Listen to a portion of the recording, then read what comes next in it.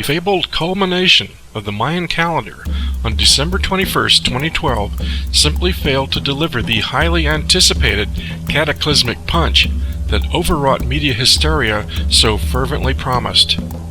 As well, the destroyer planet Nibiru was another no-show, a reminiscent replay of the false flag Millennium Computer Meltdown Y2K. December 21st, 2012 came and went. It was just another day. But despite the distortion, misinterpretation, and outright disinformation, the final chapter of a calculated cycle called the 13th Bacton in Mayan timekeeping, a span measuring 394 years, from 1618 to 2012, came to completion, an era of astounding cultural change worldwide, from the conquest of the Americas to the conquest of space. An epoch of vast social change, but one that did not instantly culminate in one afternoon. With this in mind, perhaps a sober reassessment of Mayan predictions suggests this time cycle process continues to unfold in a slow, inexorable fashion. But despite the 2012 apocalypse PR sham, incredible cultural change is still upon us. Exponential advances in computer technologies are racing to a nexus point in 2045 when artificial intelligence is predicted to surpass human intellect, a near future where humans may actually become obsolete. Concurrent with technological change, we see a new form of global conquest where nation-states and constitutional democratic rule are being swiftly eclipsed by expanding corporate conglomerates bent on gaining total manipulative control over the entire human population. And the Earth itself remains no more stable. For more than 10,000 Japanese, March 11, 2011 was the end of the world. And the effects of the Sendai earthquake continue to threaten human health globally thanks to uncontained radiation leakage from the fuming wreck of the Fukushima nuclear reactor.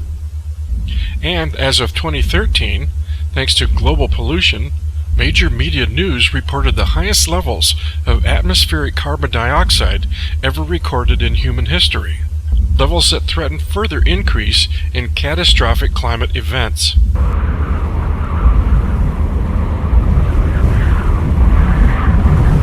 So the very specific end-of-the-world 2012 predictions may have been a bust, but as we progress further into the 21st century, human survival on this planet remains no less tenuous.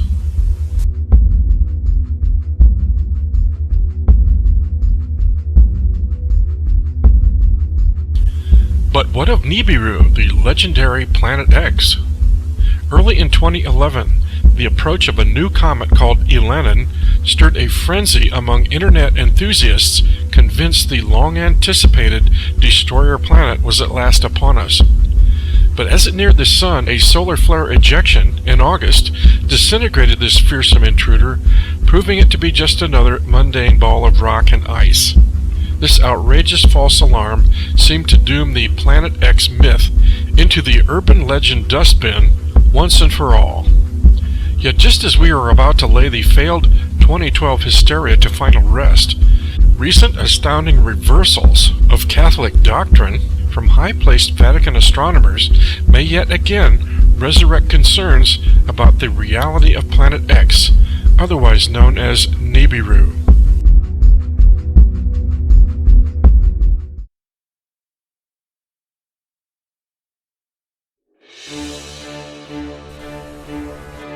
Public news of an approaching rogue planet first hit the press in 1984. An article in U.S. News and World Report, dated September 10th of that year, entitled Planet X, Is It Really Out There?, stated, "Shrouded from the sun's light, mysteriously tugging at the orbits of Uranus and Neptune, is an unseen force that astronomers suspect may be Planet X, a 10th resident of the Earth's celestial neighborhood. Last year, the infrared astronomical satellite, IRIS, circling in a polar orbit 560 miles from Earth, detected heat from an object about 50 billion miles away that is now the subject of intense speculation. 8 years later, NASA released this statement: "Unexplained deviations in the orbits of Uranus and Neptune point to a large outer solar system body of 4 to 8 Earth masses on a highly tilted orbit beyond 7 billion miles from the Sun." In 1991, Dr. Robert S. Harrington, chief astronomer for the Naval Observatory, using a small 8-inch telescope at Blackbirch, New Zealand, detected the approach of a suspicious planetary object at an angle of 40 degrees below the ecliptic. In other words, a cosmic intruder that can only be viewed from our extreme southern hemisphere, as its radical orbit swings it closer to our solar system's inner planets.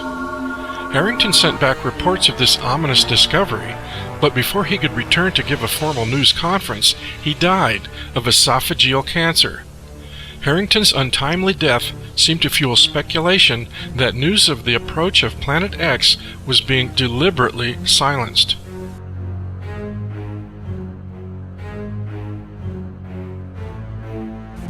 Planet X has been sensationalized by the controversial research of Zecharia Sitchin in his book The 12th Planet, which referred to this intruder as Nibiru. According to his study of ancient 6,000-year-old Sumerian accounts, a large celestial body, roughly the size of Jupiter, swings through our solar system on a 3,600-year cycle, a cosmic event that predictably wreaks havoc with the Sun's inner planets.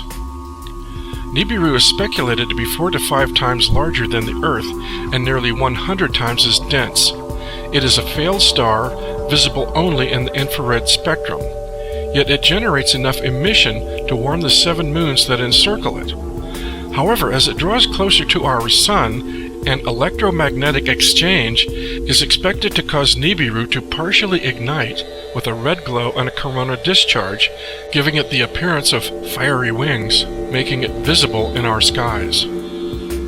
And according to Sitchin's Sumerian research, at least one of the winged sun's moons is said to be inhabited. Moreover, these legendary extraterrestrials called Anunnaki are alleged to possess a proprietary interest in Earth humanity, since our species is said to be the product of Anunnaki genetic engineering.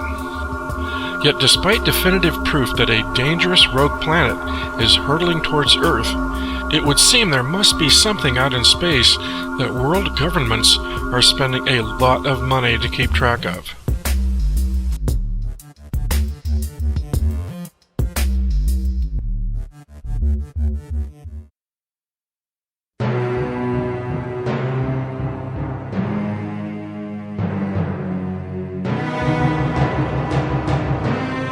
In 2003, the Spitzer Space Telescope was launched as the world's largest orbiting infrared telescope.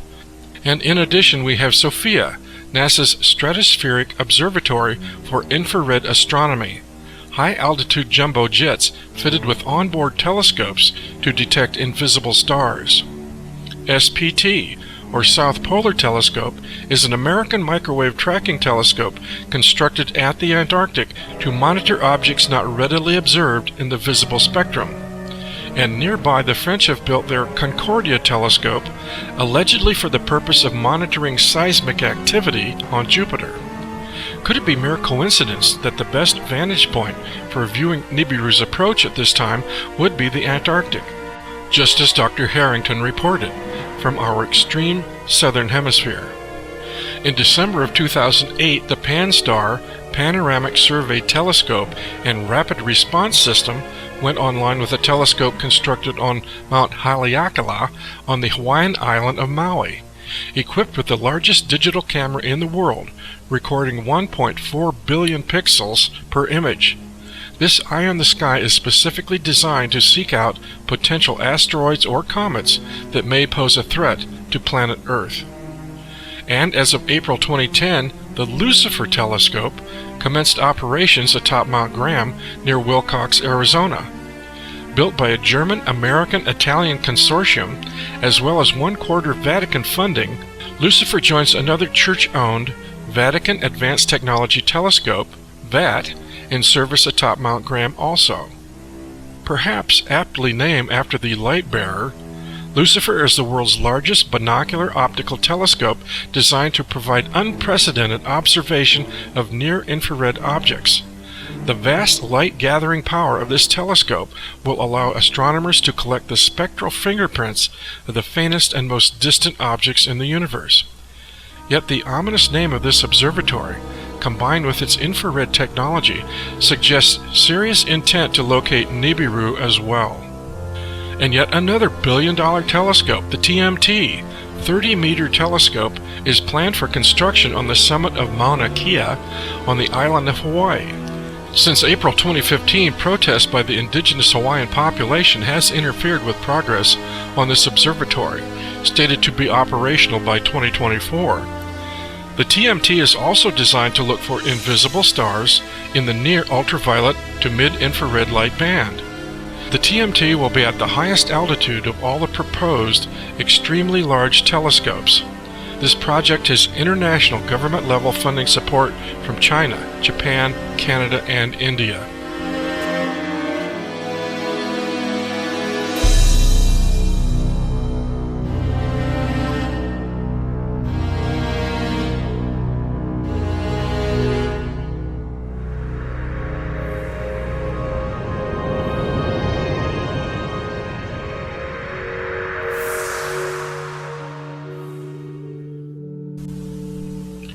The idea of aliens visiting Earth in ancient times has gained popular acceptance in recent years. Many now believe the extraordinary rise of human civilization in the distant past to be the result of extraterrestrial social engineering. Evidence seems to suggest that Bronze Age interaction with extraterrestrials may have spawned a variety of sky god myths in the Middle East that, over time, evolved into rigid orthodoxies and religions. And consequently, these orthodoxies gained powerful political sway over the many ethnic regions of the Middle East. Ultimately, it was the Empire of Rome that rose to dominate and consolidate political and religious authority over the entire Mediterranean world.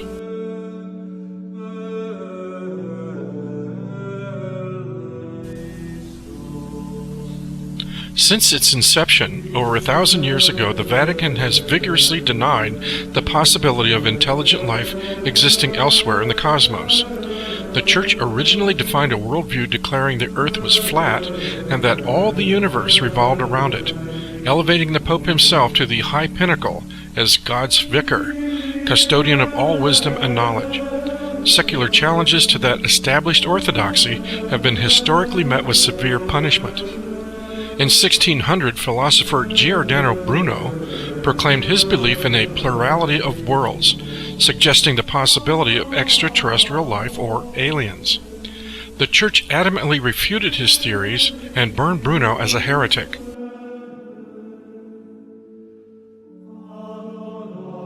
In 1615, Galileo dared to challenge Church authority by claiming the Earth was not the center of the universe, but that rather the Earth revolved around the Sun, a theory also condemned as false and contrary to Holy Scripture.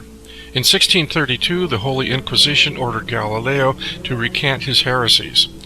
Ultimately, he was not executed, but he was held under house arrest for the remainder of his life. But here in the early years of the 21st century, we are witness to astounding reversals in the Vatican's orthodox perceptions of universal cosmology.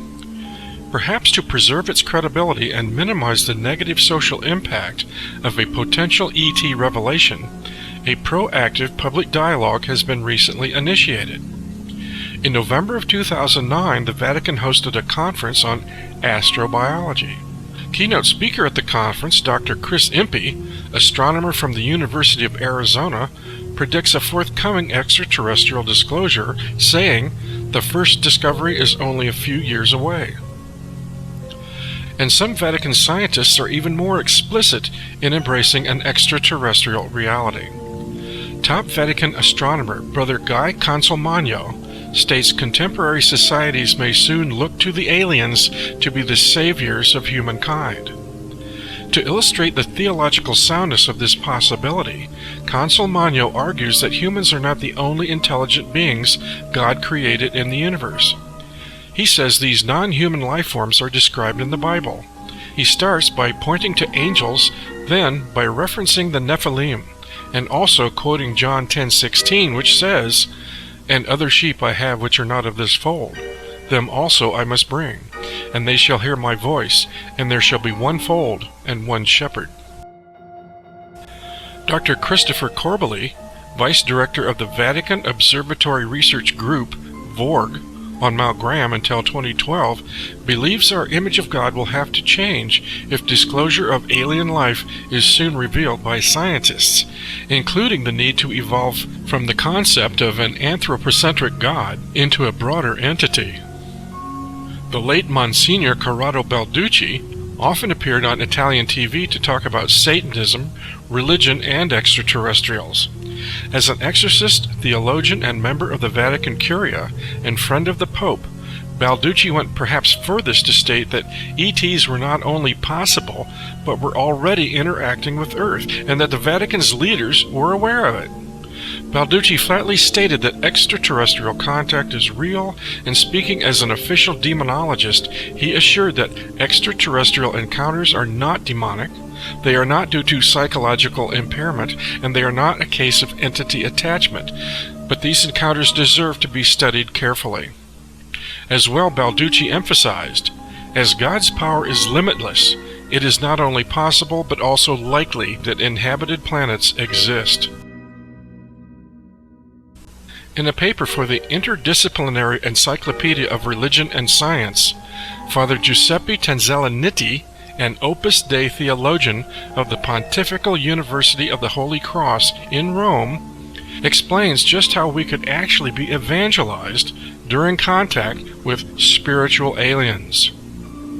As every believer in God would, he argues, greet an extraterrestrial civilization as an extraordinary experience, and would be inclined to respect the alien and to recognize that our different species both originate from the same creator. According to Giuseppe, this contact by non-terrestrial intelligence would then offer new possibilities of better understanding the relationship between God and the whole of creation. Giuseppe states this would not immediately oblige the Christian to renounce his own faith in God, simply on the basis of the reception of new, unexpected information of a religious character from extraterrestrial civilizations, but that such a renunciation could come soon after, as the new religious content, originating from outside the earth, is confirmed as reasonable and credible. Once the trustworthiness of the information has been verified, the believer would have to reconcile such new information with the truth that he or she already knows and believes on the basis of the revelation of the one and triune God, conducting a rereading of the Gospel, inclusive of the new data. Inside the walls of this castle, an unassuming Jesuit from Argentina leads the Vatican astronomical research and has recently caused an uproar by opening a debate about aliens. In a universe so big, huge, I would say, as the one where we live, with 100 billion of galaxies, with each galaxy with 100 billion of stars, probably with many of these stars having planets, it would be possible that our life could evolve as the way we know on Earth. Father Funes says he is not sure if other forms of life would be more or less intelligent than humans, but he is convinced that the existence of aliens is not a contradiction with the Catholic faith. Father Jose Funes, a Jesuit astronomer, director of the centuries-old Vatican Observatory, also a driving force behind the Astrobiology Conference, suggested that the possibility of brother extraterrestrials poses no problem for Catholic theology. As a multiplicity of creatures exist on Earth, so there could be other beings, also intelligent, created by God. This does not conflict with our faith because we cannot put limits on the creative freedom of God. Funes currently heads the VORG, Vatican Observatory Research Group, and just as the new Pope Francis, Father Jose Gabriel Funes is also from Argentina, where he entered the Jesuit order. In fact, one of his 3 examiners was Cardinal Jorge Bergoglio, who now reigns as Pope. Funes, who astounded the world with his essay, The Alien is My Brother, is famous for invoking St. Francis of Assisi as an apologetic for accepting ETs. To say it with St. Francis, if we can consider some earthly creatures as brothers or sisters, why could we not speak of a brother alien? He would also belong to the creation. In other words, Funes and the Vorg are leading the charge to accept extraterrestrials at face value, even arguing they could be morally superior to humans.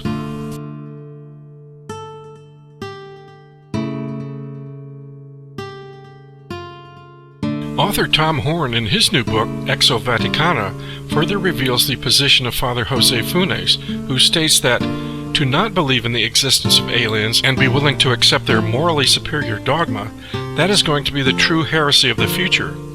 So you will be a heretic if you are unwilling to accept this morally superior and new form of the gospel. Now, you've actually researched with Vatican astronomers. What did they tell you? Yeah, it's extraordinary. We even had the opportunity to go to Mount Graham in Arizona, which is where their Vatican Astronomical Technology Telescope, called VAT, where it's at, where the Vatican's astronomers study the deep space. And in the course of doing that, getting permission through the Arizona State University to go there to meet with their astronomers, the Jesuits who are there, we also got access to top astronomers that work in Rome, including an astronomer by the name of Guy Cosmologos. He's one of the top astronomers for the Vatican. What was the major thing you got from that interview with him? Oh, well, two major things. One, he says without apology that very soon the nations of the world are going to look to the aliens for their salvation. What they're saying to us now is it's going to affect Christian belief. There is a professor for the Pope's university in Rome, and he is a very highly respected intellectual. His last name is Tenuous. And he has written a paper now in which he is saying that very soon, not right in the beginning, we won't have to deny our Christian faith in the beginning.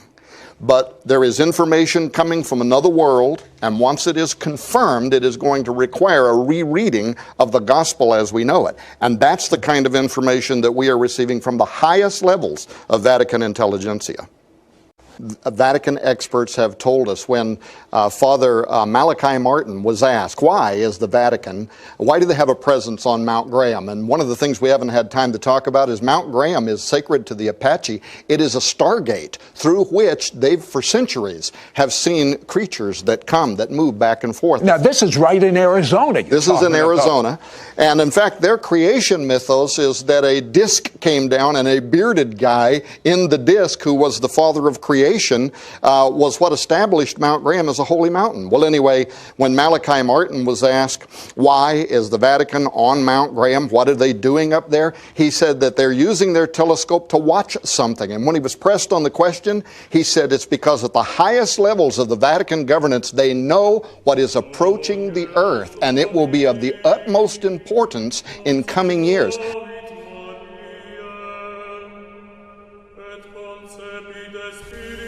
Such dialogue suggests Vatican astronomers are not simply indulging theoretical speculation, but they have a clear perception of an impending extraterrestrial arrival. Could these statements infer the Vatican's knowledge of the approach of a celestial intruder? In 2005, an account allegedly leaked from Vatican intelligence sources tells of a highly classified project codenamed Secretum Omega that involved a joint venture with NASA. In 1995, using the high-altitude spaceplane, Aurora, the Papal State placed an infrared telescope into orbit. Called Siloe, this telescope was specifically designed to look for Planet X, otherwise known as the fabled Nibiru. It was also revealed that aside from possible catastrophic effects of this planet's passing, this celestial object is home to a technologically advanced and warlike race. Catholic theologian Father Malachi Martin, before his death in 1999, hinted at something like imminent extraterrestrial contact more than once. While on Coast to Coast AM radio in 1997, Art Bell asked Martin why the Vatican was heavily invested in the study of deep space at the Mount Graham Observatory. As a retired professor of the Pontifical Biblical Institute, Martin was uniquely qualified to hold in secret information pertaining to VAT. Martin's answer ignited a firestorm of interest among Christian and secular ufologists when he replied, "Because the mentality amongst those who are at the highest levels of Vatican administration and geopolitics know what's going on in space and what's approaching us. Could be of great import in the next 5 years, 10 years. State-of-the-art infrared observatories and explicit dialogue referencing extraterrestrials as our brothers, or moreover our saviors, suggest Jesuit astronomers are preparing for some pending celestial event of major proportions." The Vatican holds spiritual authority over 1 billion faithful followers worldwide, yet that leadership status has been rocked in recent years by chronic pedophile scandals, as well as the recent unprecedented resignation of Pope Benedict. So it seems unthinkable that the Church would abandon age-old dogmas on a whim, with reckless claims about friendly space aliens, unless Vatican astronomers were convinced they had rock-solid substantiation. This raises the question of Vatican knowledge concerning Planet X.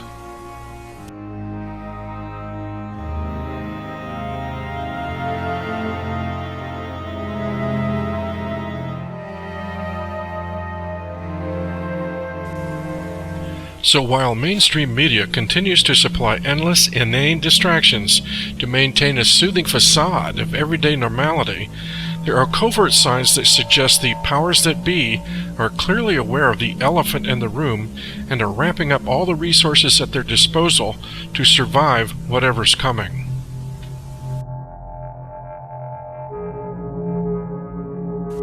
Back in May 1995, former Defense Department engineer the late Phil Schneider revealed, "The black budget is a secretive budget that garners 25% of the gross national product of the United States. The black budget currently consumes $1.25 trillion per year. At least this amount is used in black programs like those concerned with deep underground military bases. Presently there are 129 deep underground military bases in the United States.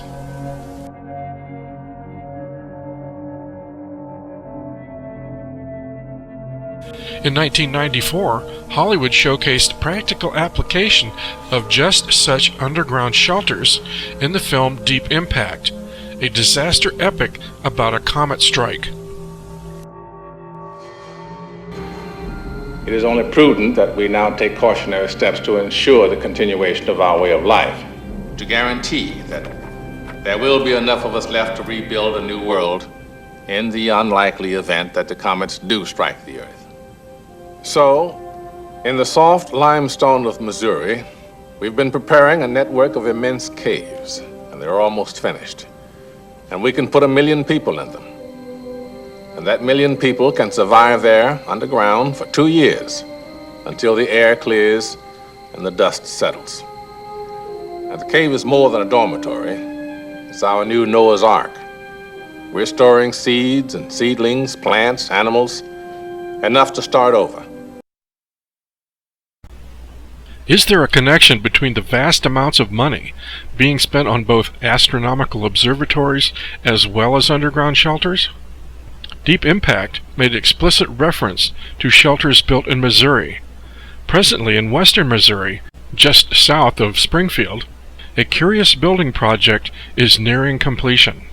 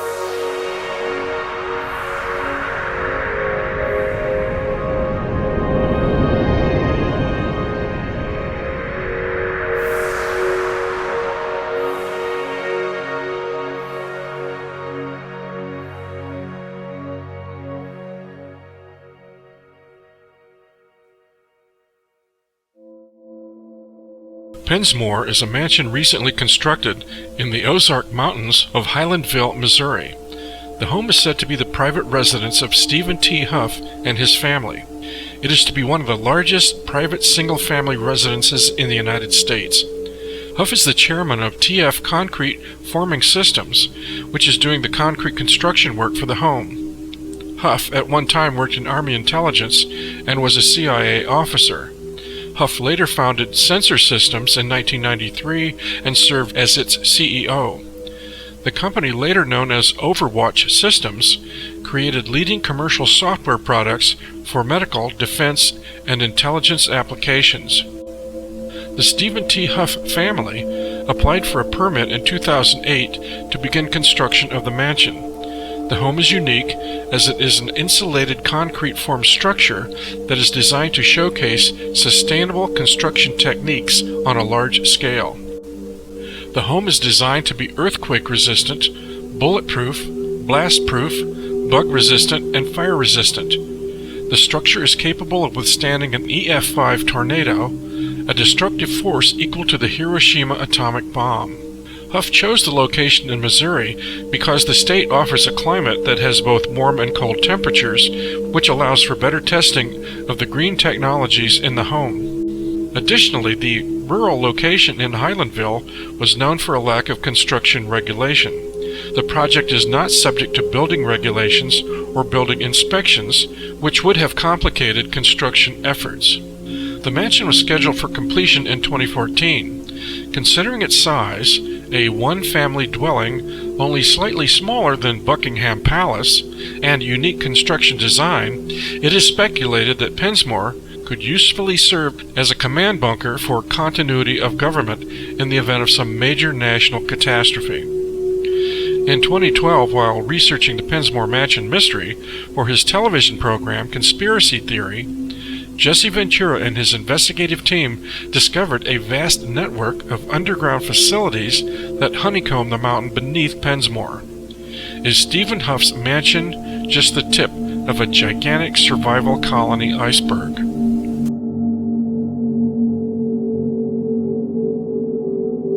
I make sure we've got cameras rolling.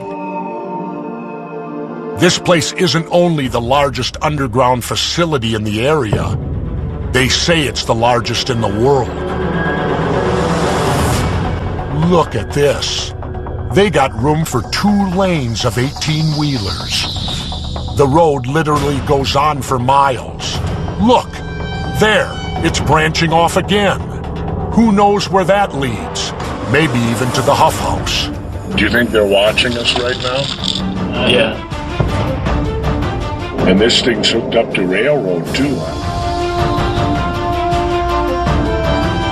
This facility covers 50 million square feet, all underground, all climate controlled. They got warehouses for food, data, all sorts of things. Offices, manufacturing, even underground farming, and stockpiles of crude oil. Oh yeah, there's plenty of space to live in. You can fit thousands of people here, if you want to save that many. By strangest coincidence, Western Missouri also holds strategic importance to the Mormon Church. A sacred prophecy states their church will relocate from Salt Lake City and other areas during drastic times to Missouri to build up City of Zion or New Jerusalem in Jackson County or Independence, Missouri. Mormon Church founder Joseph Smith is also reported to have said that the temple, which the Latter-day Saints had planned to build in Jackson County, Missouri, will be built in this generation.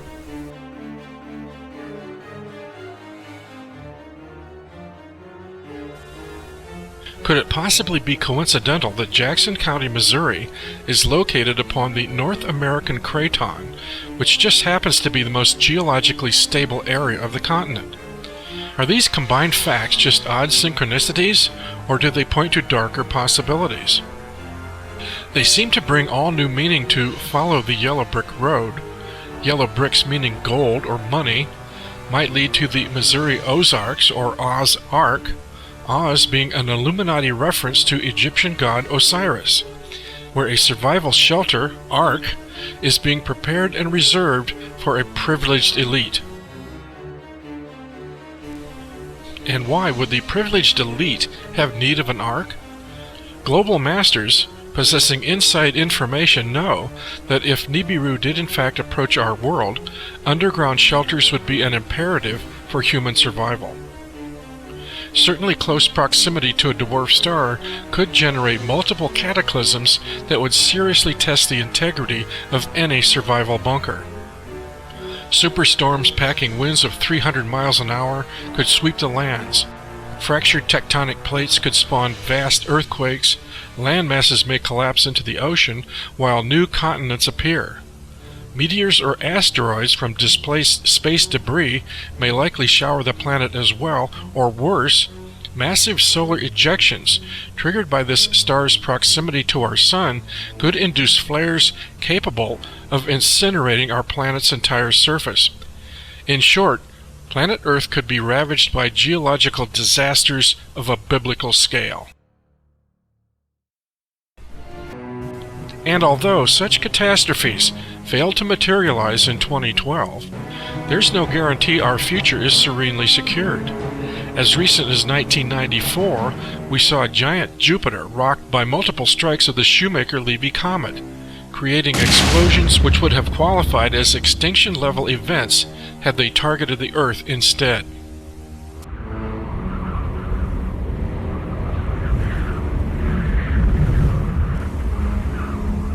But might the possible near approach of the fabled Nibiru involve more than just global cataclysms? What if it brought humanity face to face with an overwhelmingly superior extraterrestrial civilization, the Anunnaki, the gods themselves? Researcher Jim Marrs turned up some curious facts about the 2003 Iraq War. He states, "When we decided to invade Iraq in the spring of 2003, we violated normal military tactics, which is to seize an objective, consolidate your winnings, and then move on to the next objective. We simply made a beeline for Baghdad, which is one of the reasons we failed to pacify the countryside. Instead, despite assurances to the World Museum directors by the Pentagon that the Iraqi National Museum would be protected, it was not, and there was wholesale looting. According to military sources, this looting was an inside job. There were guards conveniently missing, and our military had keys to some of the locked vaults. They knew exactly what they were looking for. They bypassed the expensive-looking fakes and went right to the new, uncatalogued stuff. Why would they have such an interest in ancient artifacts? Because this was all coming from the cradle of civilization, the Sumerian civilization. On the Sumerian, cuneiform tablets, we find not only accounts of extraterrestrial visitation on this planet, but we also find perhaps the secrets of energy manipulation at the atomic and subatomic levels. According to Sumerian legend, there was a time when celestial gods openly interacted with Earth humans. In fact, modern Homo sapiens are said to be the product of genetic engineering by these same gods. Even the Old Testament book of Genesis makes reference to the Nephilim, godlike beings who came down from the sky. For Vatican astronomers to begin explicitly referencing potential extraterrestrial visitors as saviors suggests they already have a clear perception of exactly who these creatures are. Could these statements infer the Vatican's knowledge that these extraterrestrials are the same gods of ancient Sumer? According to author William Bramley in his book, The Gods of Eden, human beings appear to be a slave race languishing on an isolated planet in a small galaxy. As such, the human race was once a source of labor for an extraterrestrial civilization and still remains a possession today. Custodial rulers knew that they needed to keep spiritual beings permanently attached to human bodies in order to animate those bodies and make them intelligent enough to perform their labors. So while we connect all these suspicious dots, it might do well to consider this 1992 channeled warning from Barbara Marciniak's book, Bringers of the Dawn, as well. Over the next number of years, those who come from the skies may not be members of the family of light. Creator gods are coming back to raid you again. They are losing control of the planet, so they are going back to their prime portal in the Middle East, where their nest is located underneath the ground, to create fear and chaos.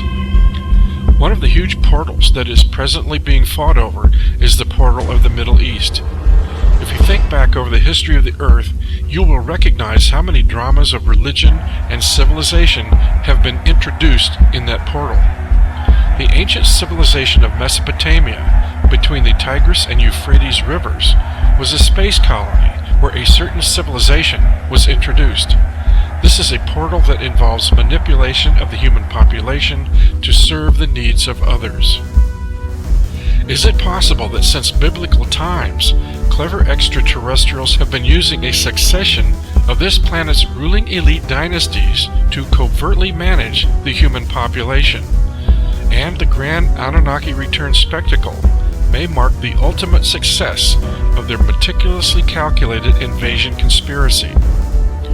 A passage from George Andrews' UFO research book, Extraterrestrial Friends and Foes, reveals, after you had manipulated the population to the point where your covert control over it was complete, you might decide to go overt and let a few ships land in public.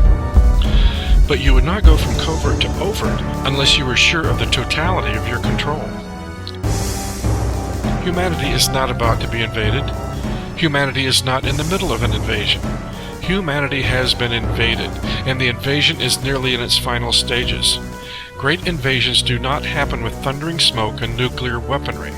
That is the mark of an immature society. Great invasions happen in secrecy. In an exopolitical context, the Nibiru mythos offers yet one more scenario of a possible extraterrestrial reality.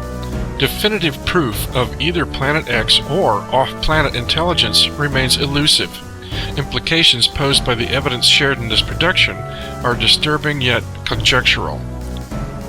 But for the moment there is nothing to do but patiently allow the epic changes of the new millennium to simply unfold in their own good time.